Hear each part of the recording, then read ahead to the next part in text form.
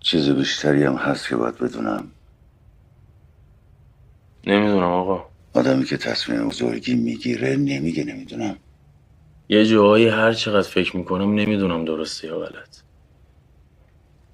البته همه چیزم یهو تو هم پیچید. بله. حامد جان، دلت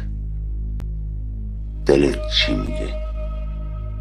عقل آدمیزاد برای دو تا چهار تا کردنه، ولی بعضی چیزها دو تا چهار تایی نیست. ولی آدم ممکن الخطاست. اون ممکنیش مال وقت کوریه، نه وقتی که زل زدی تو چشم خطا.